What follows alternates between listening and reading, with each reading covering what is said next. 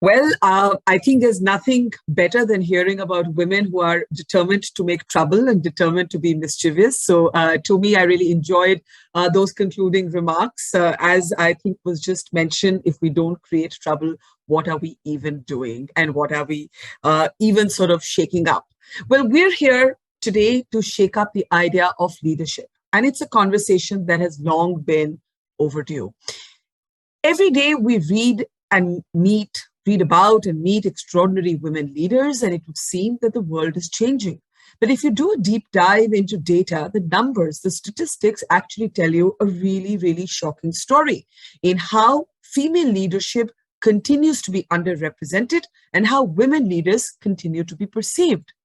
A planned international survey in Canada asked people whether they thought of a man or a woman when they heard the word leader. And only 10% of people surveyed associated the word leader with women. 70% of the world's health force is made up by women. Yet, only 25% actually enjoy leadership positions. And that number falls to 5% in low-income and middle-income countries. So the data is shocking. Despite the strides that women have made, the hurdles that women have crossed, and how much women have achieved, women and leadership in the health space in particular continues to be a space which is about inequity, a lack of acknowledgement, and casual sexism. Well, we're here to talk to some incredible, I want to say troublemakers, because that should be the theme, as it were, for the morning. But these are extraordinary women leaders, all of them breaking new barriers in their own space for our plenary session, where we're looking at reimagining female leadership and the idea of women and leadership. And let me introduce them one by one. We're joined by Julie Mwabe, who's a gender advisor in the Executive Office of the President from Kenya. Welcome, Julie. We're joined by Jedidah Lemaron, the founder and executive director of the Malkia initiative. I'm also very pleased to welcome to the program Dr. Geeta Rao Gupta. Dr. Rao Gupta is a senior fellow at the United Nations Foundation. She's on the Global Advisory Board with Women Lift. And of course, President Biden just announced her and named her as a nominee for Ambassador at Large for Global Women's Issues at the Department of State. So that's a really huge development. And we're also welcoming to the program Hadiqa Bashir, who's the founder of Girls United for Human Rights from Pakistan. So really a very diverse and inclusive group here. Let me start with you, Geeta, if I may. You are soon, we believe, going to be representing the State Department for women's issues globally. And then when you look at this data, when you look at these numbers, when you look at the fact that in so many countries, 100% of the COVID response was led by men. You know, we have that data as well. It's 90%, I think, in the United States, hovering around 90%. Gets a little better in countries like India, but it's still about 80% plus. What does it tell you? What is the sort of wake-up call that it gives all of us for how underrepresented women continue to be in places and positions of leadership? Thank you, Barkha. Thank you so much for that question. And I have to say it's an absolute honor to be nominated, and I'm excitedly looking forward to the Senate confirmation process.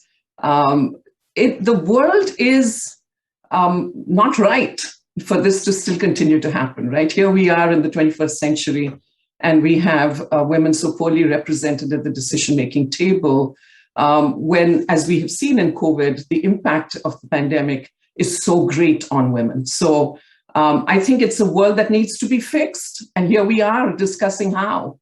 And I think the solution is really in allowing women those opportunities to participate in sharing their perspective, their life experience, and being at the table to make decisions. That's what we need to see more of. And I hope this pandemic has revealed those fault lines, those inequalities in society that will force us to address these issues. Could you speak, before we get to the macro? I always feel like the micro tells us much more, and people's personal journeys are quite instructive and revealing. Could you speak a little bit about your own experience, your own extraordinary journey to get to this point? You're a leader on the global stage, but it couldn't have always been easy. What was the most difficult thing for you? Did you have to encounter casual misogyny? There is an entire set of questions around women not being paid the same as men. The pay parity issue remains very alive when it comes to women leaders, especially in the health space. So my journey was working on women's rights issues, right? So I was often in the company of other women who felt the same way as me. So I didn't experience the kinds of barriers that a woman might in the corporate world, or in working with other men. I have to say that the biggest hurdle for me was to just believe in myself, believe that I could do it, especially when I moved from India to the US. And was in a completely different cultural context. I had been a professional woman in India, now was in a completely new cultural environment to learn how to be authentic to oneself while in a different environment was a tough learning journey.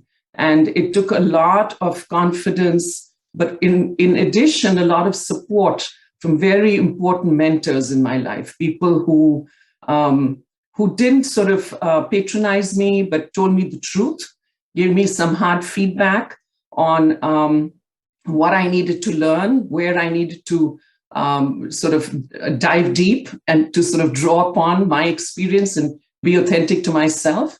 I think that's what was most useful to me.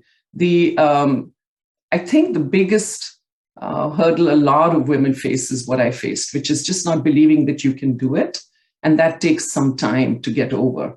But, it's not a bad thing to continue to be humble and to continue to want to learn. I found that really works. The other thing I will say is kindness goes a long way.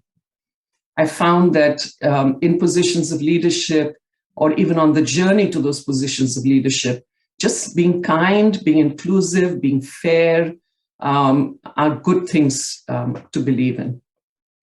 So, I think what I'm hearing is that self-doubt, more than anything else, is what holds women back. But of course, self-doubt is a product of a whole bunch of factors, including a broader culture of patriarchy that we don't even notice. But we're all products of it in varying ways, and it's a lifelong work in progress to keep fighting it. Julie, if I can bring you in now, what should governments be looking at? You're actually working in government, the gender advisor in the executive office for the president of Kenya. When we look at the fact that, policy sometimes has to lead the way, policy has to lead the way, law has to lead the way, and societal attitudes have to maybe catch up. What do you think that governments should be looking at? Why are we still looking at a world where women and men in science, in medicine, in the global health force are not even paid equally? Oh, thank you. Thank you so much for having me. One of the things I think governments need to look at is being more active in seeking out women in leadership. I keep saying that, there's so many structural barriers that women face. I can give an example. If you're, for example, trying to hire people to end FGM, and you're only looking at the criteria, the experience and what they have, what they've learned, and not really looking out and seeking out for the women, the community leaders who are actually ending FGM, working on the ground, working on the grassroots, and finding ways of bringing them in the conversation, then we are not really doing them any justice. So I think one of the things to do is to just be more active in seeking the women, bringing them, and having them lead and having them be part of the solution. So not just saying we want to be inclusive, but being very more active about it. Yeah. You've spoken about FGM, female genital mutilation, and I know that Jedidah's organization has done a lot of work on that, and I'll come to her in just a moment. But I want to ask you, Julie, the same question I asked Geeta. Personally, what is the biggest structural inhibition for you.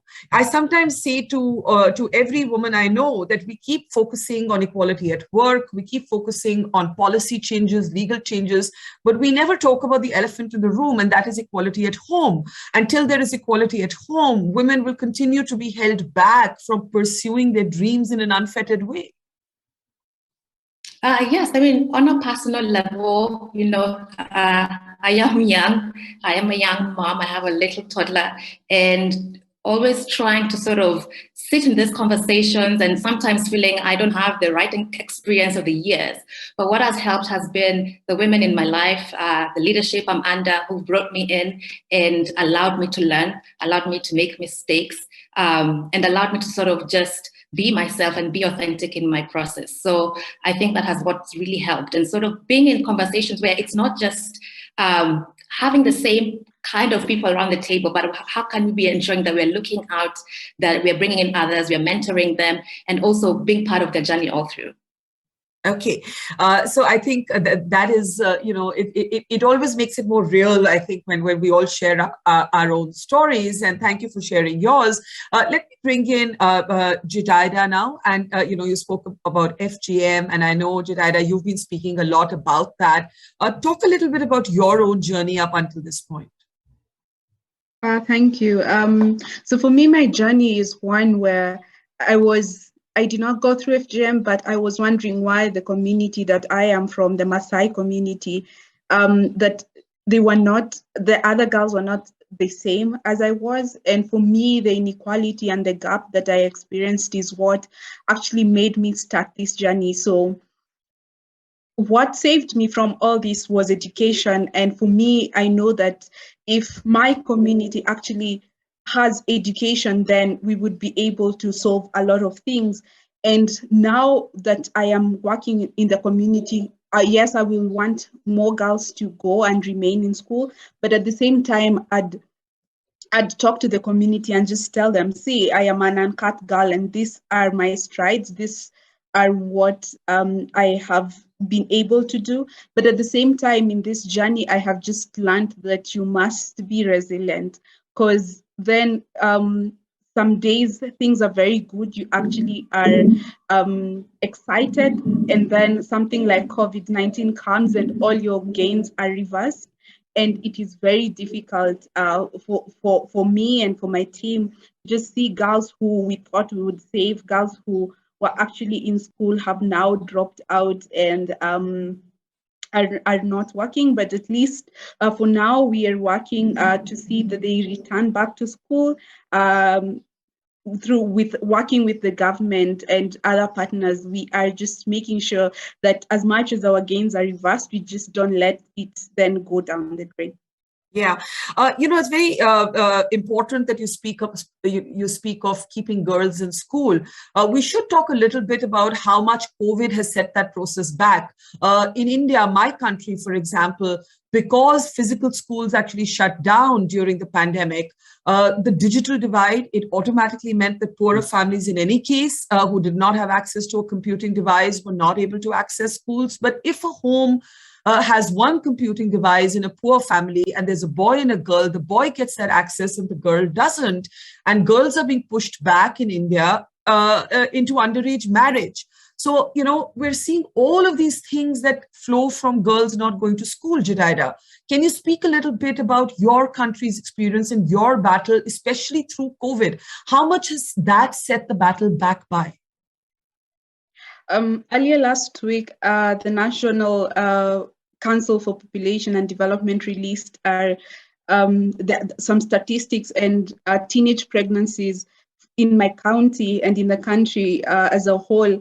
They've gone so up. So, for example, this year alone, between January and October, we've lost rather 2,000 girls, almost 2,000 girls have gotten pregnant aged 10 to 14, which for me just breaks my heart even just to think about it. And when you look at this, these are some of the things we see post-COVID, and mostly it's because the girls were alone. The country was in a lockdown.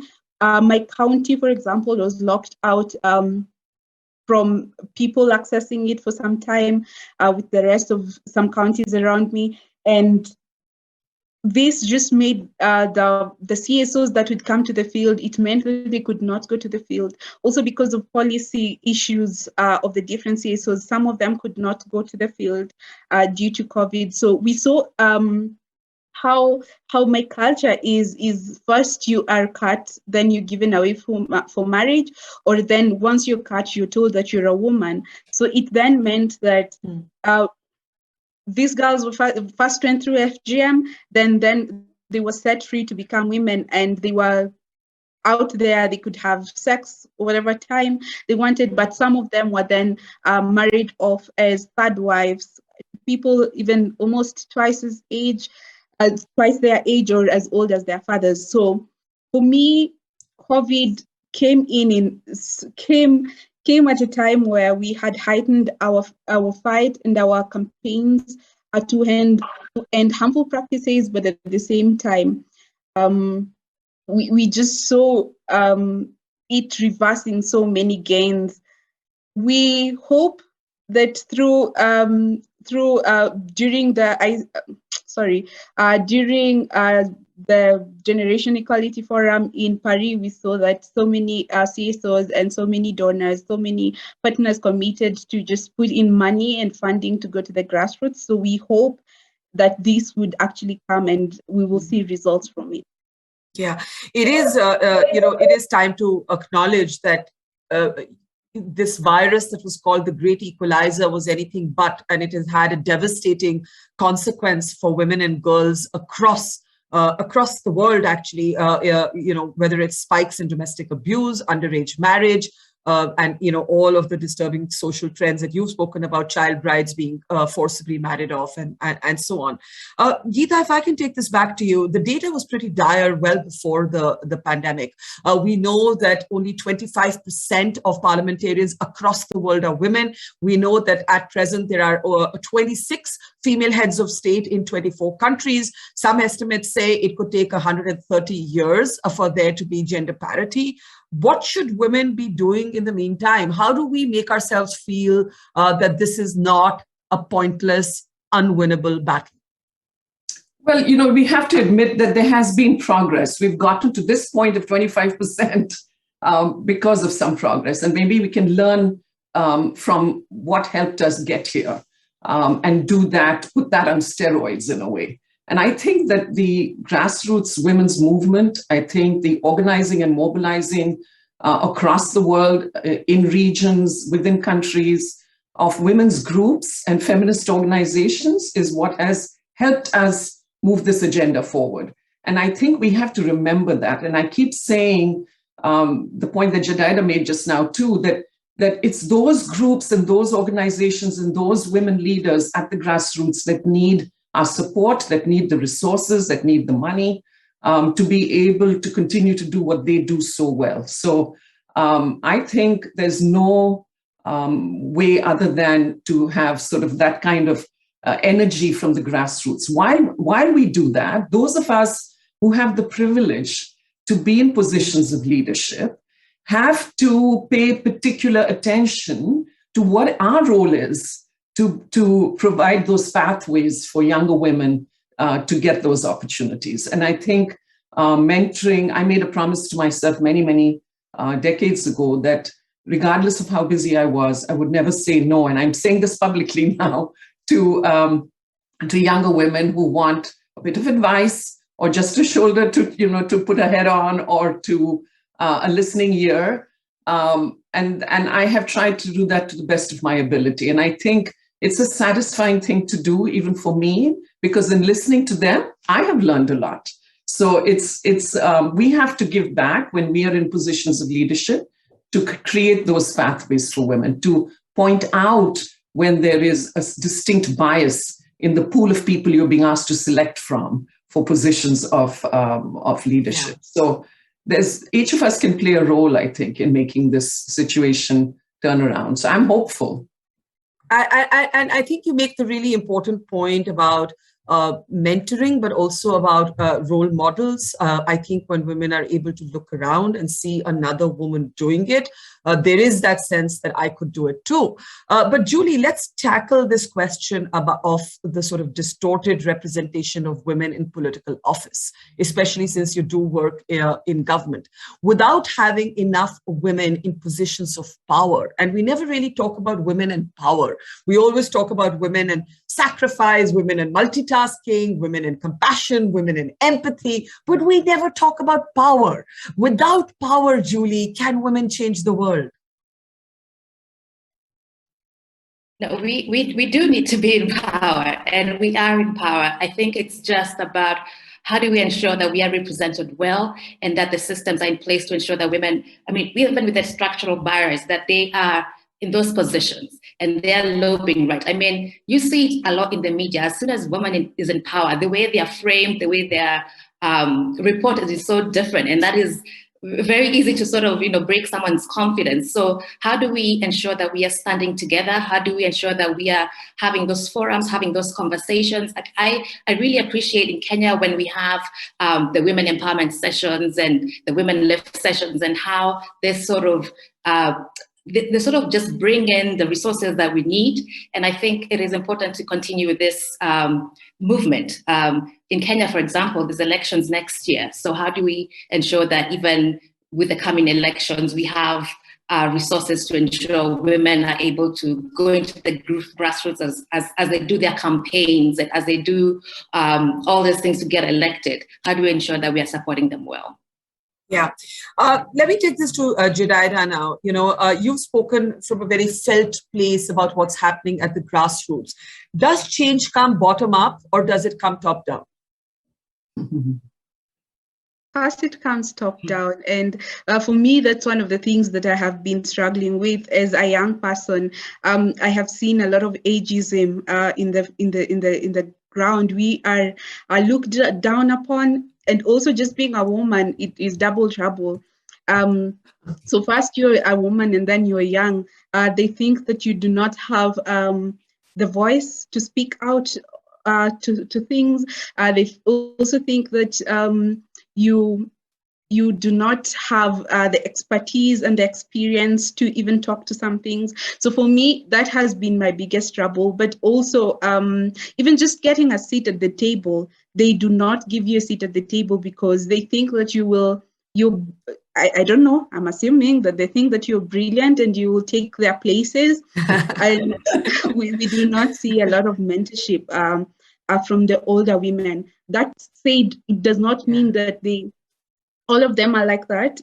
We have seen this from both male and female, but some women have come out and just built platforms, given us their seats just to sit and, to ensure that we are on the table. So we would want to see more. We would want to see a more bottom-up approach.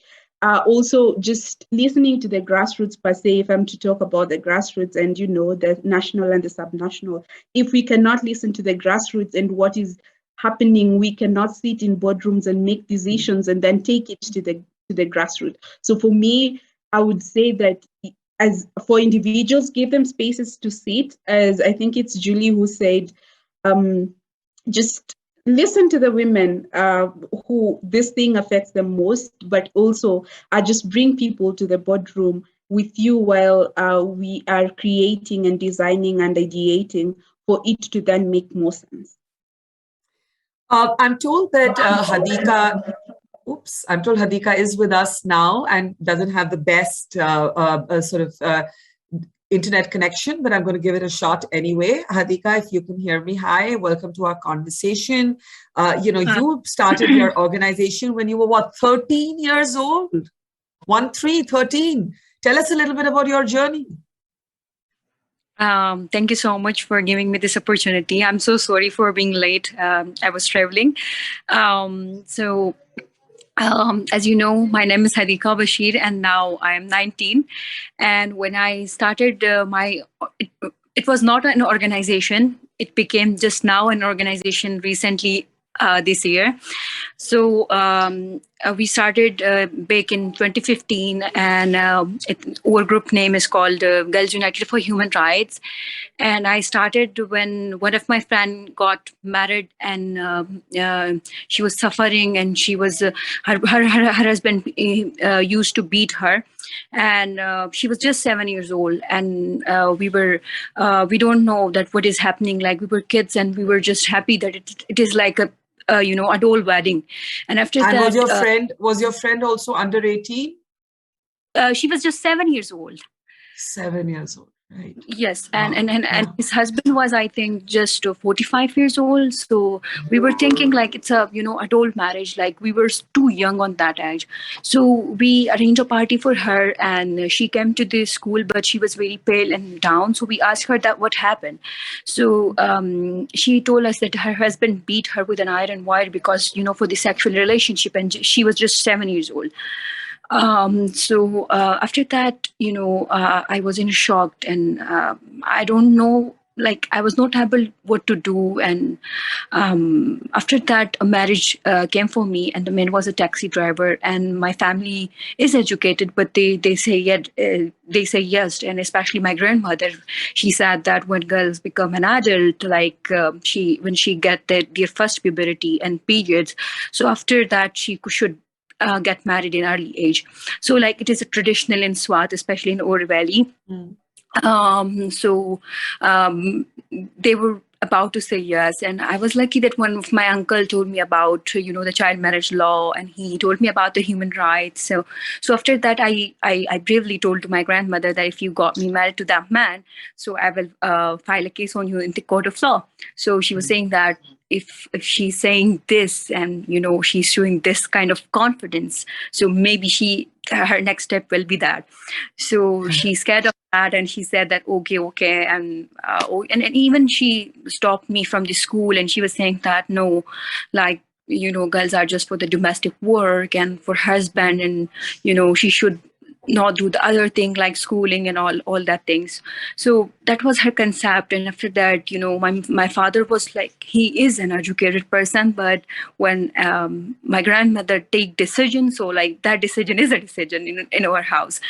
So after that, my uncle also convinced me, and my uncle also convinced my father. And after that, I started my education, and I thought that if in the educated family, they think like that. So what about the around the ignorant people and like illiterate people around me, and what they think, and that these traditions are coming from decades. So after that, I took this step, and I started going to door to door and convincing families about the negative impact of early and forced marriages, that how it's affected on the girl child health and sexual reproductive, and on her mental health. So, like, when I used to talk about these things, people were totally against me. They were like that, she's becoming liberating, and she's like, what she is talking to thought to our girls. And they came to my home, and they threatened my father that if your girl do that, so we will kill her. And even I got threats from the extremist 4 times, but I didn't give up. And I talked with the imams, the prayer leaders, and I told them that because people hear them. So I convinced 5 imams, and now they are talking about in their Friday sermons about the negative impact of early and forced marriages. And one more thing which is interesting, that the imams don't talk about the sexual reproductive health rights, especially the women, about the women rights, and it's clear in the Quran. So we told them that so that they can also in their Friday sermon share about these but things. You were not scared. You had a sort of Malala Yousafzai example before you. You were not scared for yourself. I wasn't scared about myself when I took this step, but in some days I was scared about my family there, because I was, they were giving me threats again and again. Once I was coming from the school, and this van came, and they were sitting like 4 or 5 people, and they showed me a gun. and they showed me again, and they were saying that if you didn't stop this work, and they was about to shoot me, but luckily there were some police and people, like I start shouting. I start shouting, and they ran away. And after that, like, like I was, and after that, some men came to our home, and my father went after him, but they just went away from, like, my father didn't caught them. So Can I ask you, I mean, it's an extraordinary journey and expression of courage, and it also reminds so many of us how much easier we have it relatively, and it brings home that whole intersectionality of class, of geography, of culture. But can I ask you, on a happier note, what is your dream for yourself? What is your dream? What is it that you want to do? Like, can you just like what do you want to professionally be? You've started this amazing movement. You managed to convince your grandmother and 5 imams. You obviously have a lot of resilience, and you've retained your optimism. You've done this from within the community and taken them along. Now, what is your professional dream? Okay, so my professional dream is I just want to continue this work, like want to do more things about the, especially for the sexual reproductive health, right? Because it is considered as a taboo here, and when you talk about it, so like people think like you are some, like they will call you bad of character and lots of things. So just want to continue my work, and I'm doing a sociology, and one especially I just want to work with the MNAs and MPAs and want to be in the Women Caucus, so that we can bring more good laws in Pakistan, and especially in Swat, because we are living in a pata. So like it's very difficult, even when the law get passed here in Islamabad, and then like it's very difficult for us in Khyber Pakhtunkhwa to implement there. So that's my dream, just want me to in the law system to implement more laws, and trying to achieve my sociology. Well, good for you. That's an incredible account, and I'm glad we were able to connect with you after a patchy start. Let me take this back to Dr. Geeta Rao Gupta. Geeta, we forget the relative privilege. I mean, every battle is as legitimate as the other one. We're all fighting in our own spaces, but some battles are just tougher than others. And that is why sort of the intersectionality of this battle just really does need to be reinforced again and again and again. And there are people who believe that there is a kind of Western textbook feminism that no longer can apply globally when we talk about women in leadership. I couldn't agree more. I mean, Hadiqa's story is really inspirational. And you're right that each of our journeys has different kinds of barriers and struggles and battles, but there are some who struggle much more. And the intersection between all of the factors that you pointed out in the country that is now my adopted country, the US, its race is a big factor as well, in addition to class and other factors. So, it is a struggle to try and figure out how approaches to equality can take into account this intersectional view to make a difference. It's not going to be easy just to stick with saying this is a gender issue. It's no longer just a gender issue. I think we need to acknowledge that this battle that we have been fighting as feminists for many years is very much an intersectional battle, and that we need to join hands and join forces with other human rights sort of activists who've been fighting their cause separate from each other. We've all been separately in silos. So I think coming together and acknowledging that a fight for human rights doesn't matter which particular right has a common element in it, which is sort of the value of humanity, the value of giving each person a chance in life to fulfill their own potential. That's the kind of message that I'd like to see us put forward now, not just about equality for women, but about the fact that we have to become more inclusive societies with the possibility for everyone, regardless of their characteristics and personal identifying sort of, whoever they are, to be able to fulfill their potential. Yeah. Julie, I was just listening to Hadiqa and Geeta and thinking, what happens when governments are sometimes scared of change? Oftentimes politicians and political leaders will wait for there to be enough critical mass in society before they accede to a change.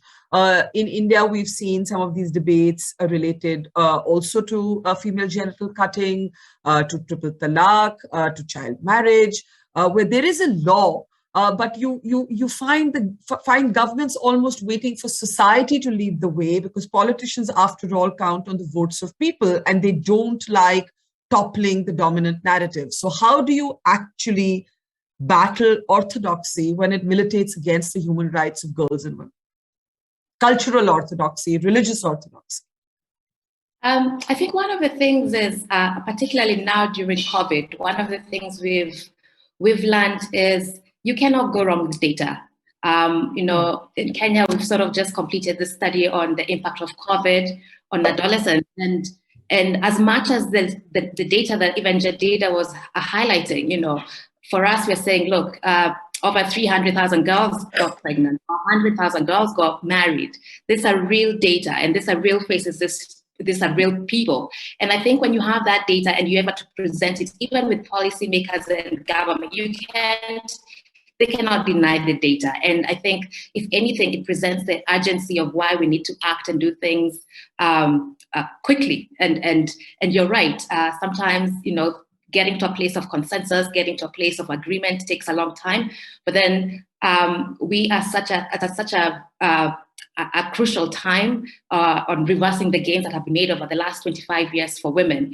And I think one of the things that I would just encourage governments and encourage civil society groups and international organizations is to just put data at the front. I think once you put those numbers in front of someone, they need to act, and it sort of increases the urgency of our situation needed to be handled. Yeah. Jedidah, you spoke about how the toughest thing is to be young and female and to not get a place at the table vis-a-vis other women also sometimes. And, we have data that shows us that a Yale University study actually found that both men and women were more likely to hire men and also pay them more. And I think what I'm getting at is that men can be feminists and women can be misogynists, right? It's not, gender doesn't decide it. How do you deal with those situations when women you thought would make room for you have not? Do you feel bad? Do you feel angry? Why do you think they do it? Do you think that they do it for professional reasons because they've had to fight so hard also that it's tough to make room? How do you navigate that journey? So for me, I think it is heartbreaking, to say the least. Barkha, can you hear me? Yes, I can. It's a little crackly, but I can hear you. Go ahead. Yeah. Sorry. So I was saying that it is quite heartbreaking just to see that the people who you expected to be there for you, to stand in for you, are the ones that are trying to pull you down. So sometimes you just have to, I think, grow thick skin and be the troublemaker and get into these spaces for yourself and just show people why you need to be on the table at the end of the day. So for me, I think that is what is most important, to just also be consistent as you go along the way, because soon enough they will realize that as much as she's a young girl, she's not giving up, and she will, she is what she means what she says, and she keeps showing up, she is present, and more importantly is that you give results. And okay, we lost you. We kind of, Jedidah, I don't know, we just lost your line there, but we kind of got the gist of what you were saying. And it was really sad to hear you saying that it's heartbreaking to actually encounter older, more accomplished women who have done it all, No one is undermining their journey, but who are not willing to make space for younger women who are just starting out. I am going to take last comments now. We were here to look at the question of reimagining a women's leadership. And one of the things we haven't spoken about is the way women lead different from the way men lead? And this is, it takes us right back to the nature versus nurture debate, but it is one of those global debates in which there is no consensus. Julie, I'll start with you. Is female leadership different? Is there a gendered dimension to leadership? I think it is different. I can tell you my own personal journey. I think I felt, maybe I need to be more assertive or more aggressive to sort of get things moving. But then learning to just be comfortable in our personalities. It's not necessarily about control. It's about influence. It's about how we are able to sort of bring people together and get to agreements. It is different. It is, there are many rooms you'd walk into and a woman you're expected to be the softer one, or, I know many women who said, the men have walked into the room and they've asked them to serve them tea and all these things, which is, it is the gender dynamics, it's the norms, the cultural background that we all come from. But then how do we ensure that even as we raise our children, as we raise our sons, that they are able to accept the women leadership and take not necessarily instruction, but then be able to get guidance from them as well. Yeah, Geeta, the same question to you. The fact that the Canada survey said the word leader and everybody associated it with men. Why is it that there is, even when we described Indira Gandhi in our country, we used to call her the only man in her cabinet. So there is something sort of associated with maleness. We say the word leader and we think men, or man up. Even the way we use language, it's almost as if women are softer and hence aren't leaders. So how do you tackle this question of whether female leadership is a thing? Is it different from male leadership? It is, and I don't think it's different because of some inherent quality in us that's genetic necessarily. They may be, but I believe that it's because of the way our role in society, right? The role we play in the family, the role that we play in the community, our reproductive role. All of those things contribute to us seeing life differently from the way men see it, from experiencing interactions differently.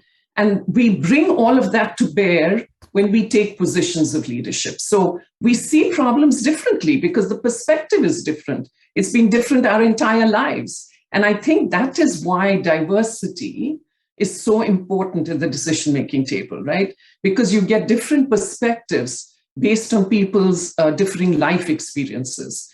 So I really think that it's unfortunate that the definition of leadership has been so masculine all these years. I think the more women we see entering into positions of leadership, the more we'll see that shifting. We already see it, at least conversationally in talking. People talk about the need to be more inclusive, to listen more, to problem solve together, to be transparent, to be accountable.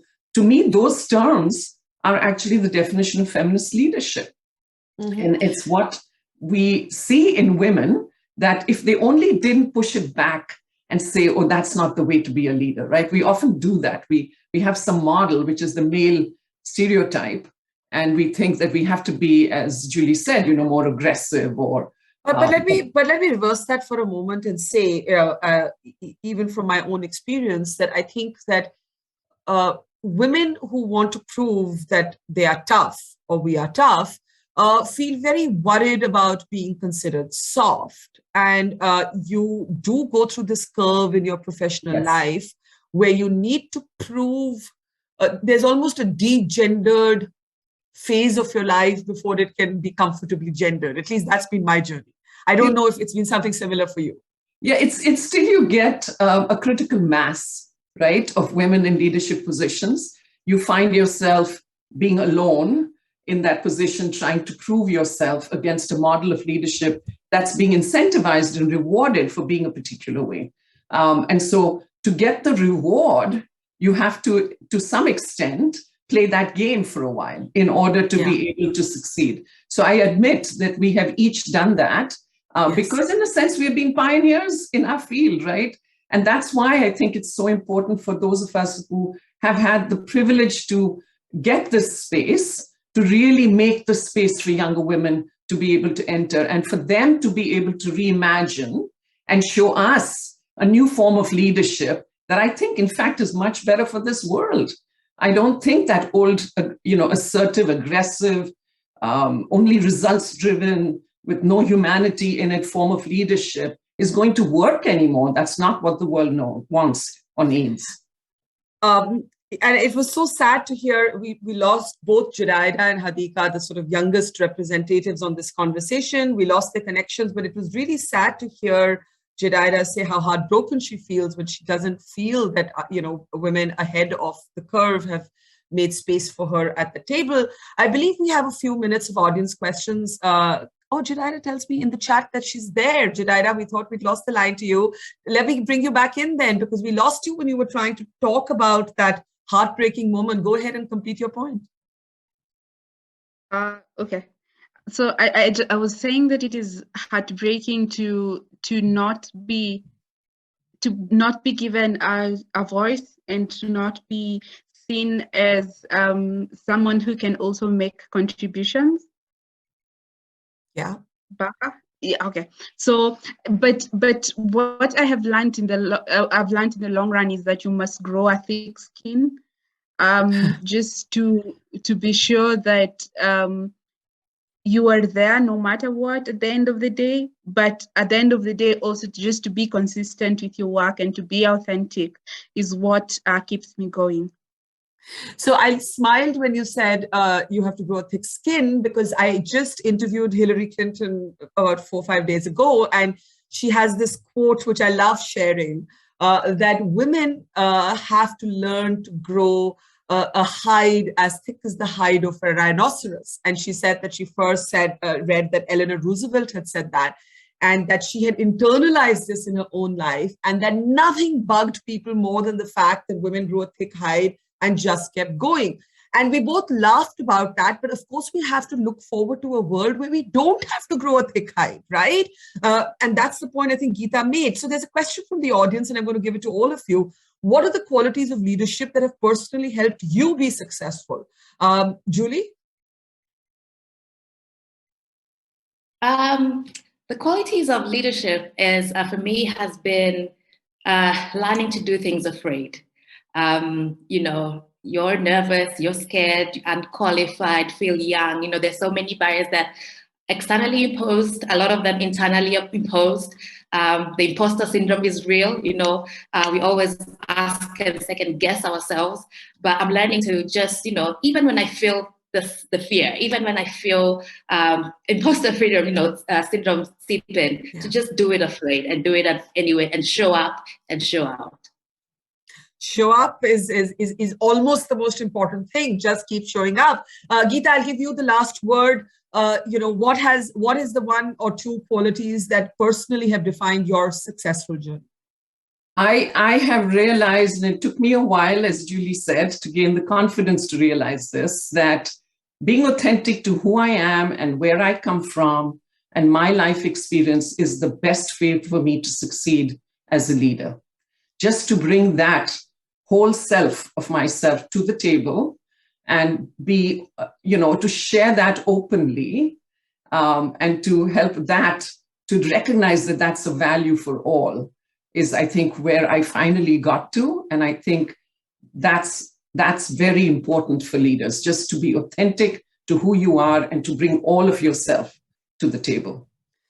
I couldn't agree with that more. And I always tell women, especially younger women, learn to unapologetically first say I before you say we. Make yourself, in a sense, the spotlight of your life. And because if you're not happy, if we're not happy, what happiness can we give or offer to anybody else? Geeta, in particular, we look forward to your Senate confirmation and to see you leading this conversation on the global stage at the State Department. Julie, thank you for all your work in the executive offices of the President of Kenya. Jedidah, We look forward to you being less heartbroken and to many more tables where women and men are making the room for you that is rightfully yours. And Hadiqa, we lost you, but an extraordinary courage and compassion that you have shown in your own life and for other young girls. It's been a pleasure talking to all four of you, learning from you and being inspired by you. And may we, as was earlier said in the program, keep making trouble. Thank you for this conversation. Take care and have a great day. Thank you. Thank you, Barkha. Thank you.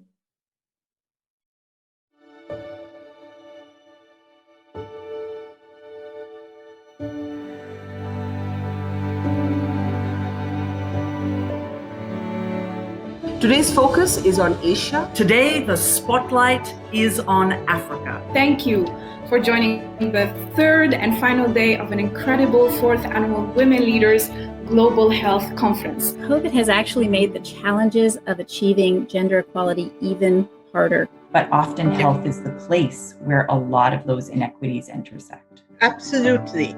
I couldn't agree more. We definitely need more women representation in every sphere and in every tier. I do feel that when there is policy making about women, let's go back to the Beijing conference now, it's 25 years. What are we really seeing which we wanted to see in 25 years? Yes, there will be progress, there always is, but is it what we expected? With the James P. Brown School of Public Health, we were set up by BRAC, the NGO, but we're an independent academic institution. And what we found is many of the community health workers are extremely committed. I think the irony of my answer is the fact that we've had to hold a conference of sort of foregrounding women leadership in global health at a time when some of the best reportage on this pandemic, not just in India and South Asia, but across the world, has come from women journalists. When women leaders in 7 to 8 countries have been at the forefront of nations that have performed better or handled the pandemic in a better manner. Sometimes we blame ourselves for the positions we find ourselves in. So one of the first things I do is there are other people who are also going through this. You're not alone. Why can trans people access those services?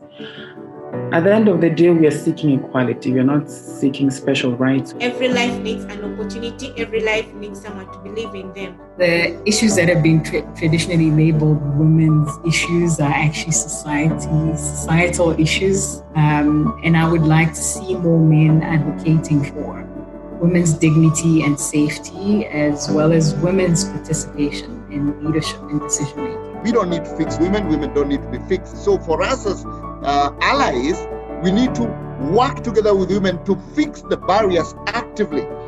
Leaning out means giving up power. At the same time, I think it's important to differentiate between women and women's experiences. White women, women of color, Black women, lesbian, we all have very different experiences. And so we have to kind of unpack what we mean by women's leadership. You actually have to have enabling policies that make this possible. So for example, how you hire, how do you promote diversity, equity and inclusion in your hiring, in your retention, in your promotion, in your recognition. Keep gender and diversity at the forefront of your mind as the rebuilding happens. What we need is inspiring feminist leadership. That's the only way forward. The future is female, the future is young, the future is digital, and that's why I'm here with all of you.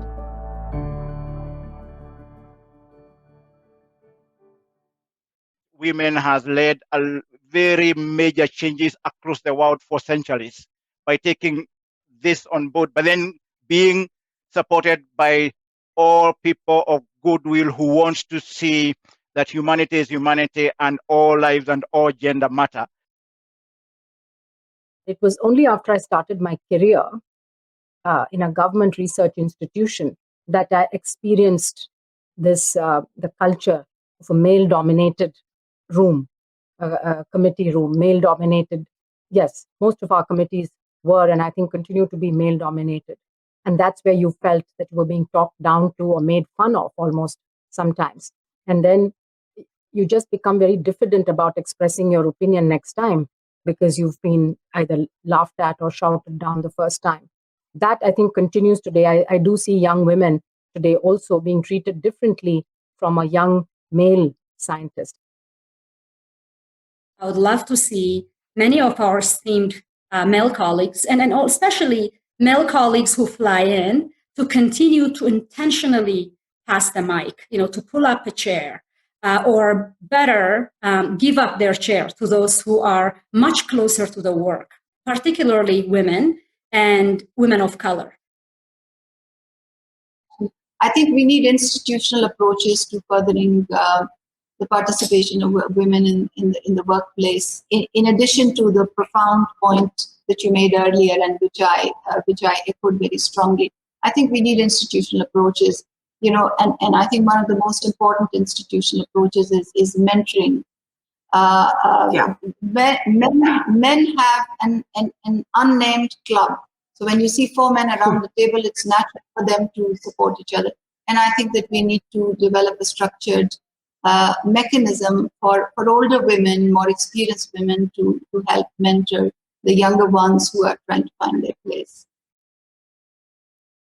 I think you would be missing a considerable amount of innovation, creativity, and input when you leave women out. They bring solutions just as men do. They, as Julia said, they are people of merit. So why would you want to leave out half of what humanity has to bring on the table to help lead? A lot of what we do and say while engaging men and boys is about taking them to a more introspective, more critical thinking process. It is, it is eventually letting them know or telling them that it's not a zero-sum game that we are kind of engaged in. Once, it's not, somebody's victory is not your loss, or your victory is not at the loss of someone else. I do really want us to think about what do we do about women in positions, not only in politics, in any powerful position, who harbors patriarchal or harmful views when it comes to issues around women and women advancement. And I think that is a conversation we need to have. We need to be sensitive about not perpetuating the unrealistic expectations of women or burdening them with things that we don't expect of men. But what is it that we do in that context? About 80% of my students are women. So we need to do that extra mile to engage our male allies. And I think the way to do that is have these difficult conversations. Every aspect of global health is dominated by men and people in high-income countries. And so how do we then ask, say, people, women and those in low and middle-income countries should lean in? How do they lean in if we have taken over the entire damn real estate? There is no space for them to lean in.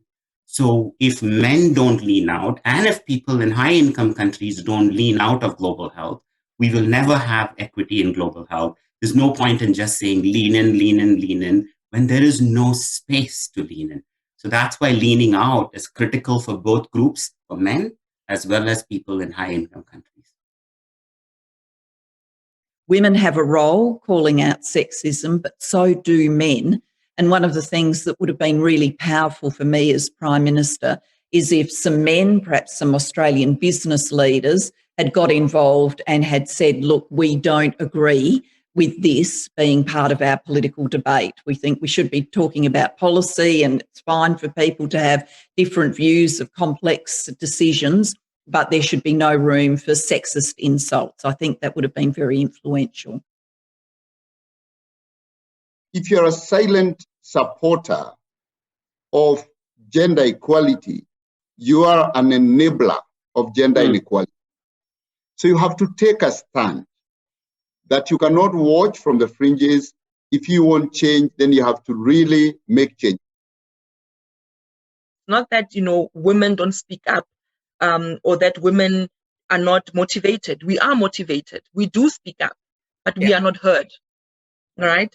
And that's the thing. And then it's that sometimes we may have to redesign the entire table altogether, because we may be fighting for a seat at the table, a table that was never designed for us in the first place. Right. And so it's about thinking beyond just wanting a seat at the table, and how we can be strategic in how we support each other across movements, and not work in silos. I think we have a responsibility when we ourselves are academics to make sure that when we train women and men, we work on the women to believe in themselves much more than they already do. And we work on the men to ensure that they turn out to be the kinds of academic leaders that we want them to be, that respect and support and promote women.